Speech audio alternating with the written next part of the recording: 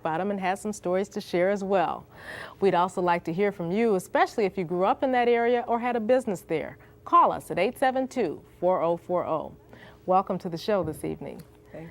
Let's first of all establish exactly what area we're talking about. We have a couple of maps that might give some people an idea of what areas we're talking about, but generally the exhibit, Sylvia, is John R.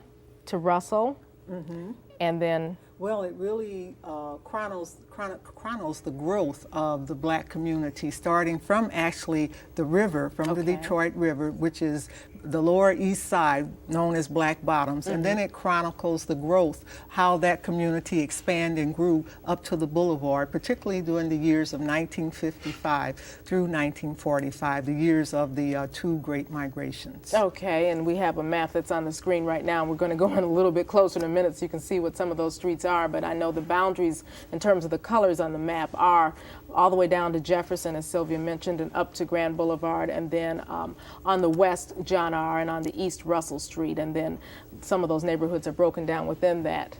Right. We also are going to give you just a little preview of some of the pictures, the photographs that you'll see at that exhibit at the Historical Museum right now, and that'll give people also a frame of reference of the era we're talking about and the kinds of things that you would see in those black neighborhoods at that time. Let's take a look at some of those pictures.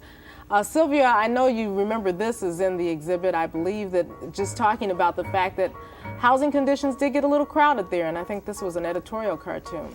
Right. Actually, from the very beginning, there was never what you would call quality housing for African Americans who came to Detroit, particularly after the turn of the century.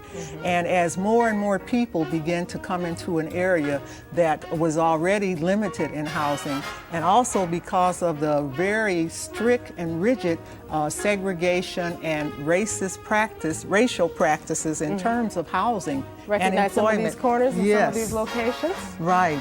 This is a beauty shop. Beauty shops and restaurants and grocery stores were some of the key businesses. Okay, that was Ruby Lee's beauty shop? Right. Here's a dress shop, I guess? Yes, clothing was another very important avenue in terms of generating income. We're looking at something we'll all recognize, I'm sure. the Gotham Hotel, which was one of the major hotels in the country as far as the black community was concerned. It was purchased in 1943, and it had 300 rooms, and it was 9 stories high, and it was the place to stay whenever anyone came to the black community here in Detroit. Okay, and what do we have here?